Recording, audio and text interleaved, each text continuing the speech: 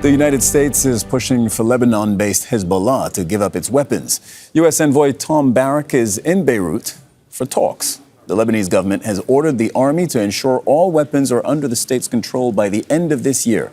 And that is one of the conditions of a U.S. brokered deal. It also requires Israeli forces to withdraw from southern Lebanon. We're in the middle of a process. I know all of you are hopeful. We're hopeful.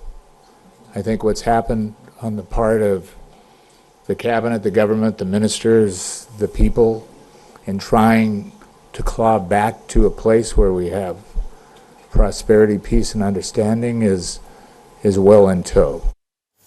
Okay, let's bring in Ali. Hashem, you're following this story for us in Beirut, Ali. In just a moment, I'll ask you to give us some context. I think there's quite a bit of explaining to do. But before we can get to that, it is the fifth time that the U.S. Special Envoy for Lebanon actually comes to Lebanon. In a very short space of time, the U.S. is taking this very seriously. Tell us more about what he said.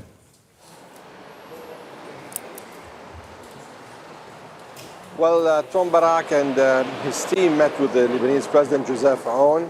As we heard, he spoke to Lebanese journalists and said that the United States steps now are going to take into consideration an Israeli step, because Lebanon has already taken a step, whereas the Lebanese government decided to ask the Lebanese army to file a kind of an assessment on how to disarm Hezbollah. The way Barrack was speaking today was different. The rhetoric was different. The stance was a bit varied from before, whereas he addressed Hezbollah indirectly, saying that they are part of the Shia community in Lebanon, and there should be a two-way relation, whereas someone will give something and then they will take something in return. Also, he said there's an importance that Iran and Israel would be involved in this process. So in general, it was a different way, a different approach by Barrack, and this gives maybe mixed indications whether this is a serious path with respect to the stance or the rhetoric, or it's just a tactic that the American envoy is using.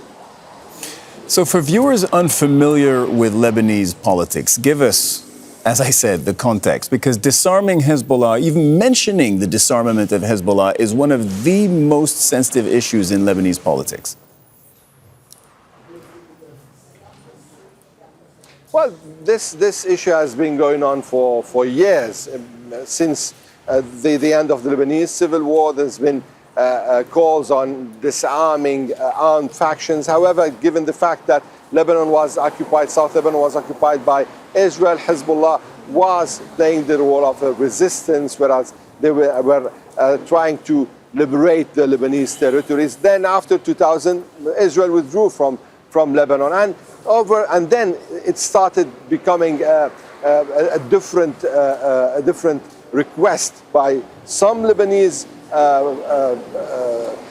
factions and also by the international community. Then there was an international United Nations Security Council resolution asking for the disarmament of all militias. However, this didn't really reflect on the ground till this war, the war in 2024, that saw Israel attacking Hezbollah, destroying part of its command and control, killing most of its commanders and leaders.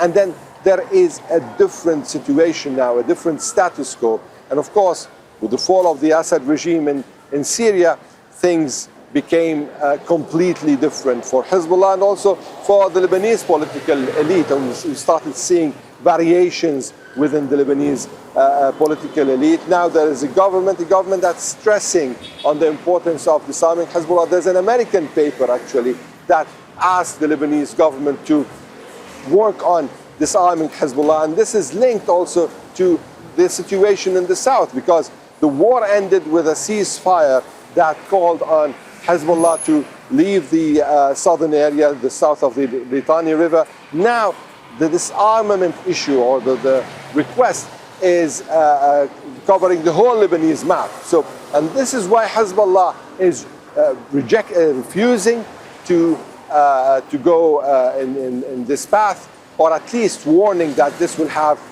very dire consequences. Yes, they are warning that. They've threatened civil war. They've also said they're just going to simply disregard, ignore the demand to disarm. What's the government, what's the president saying?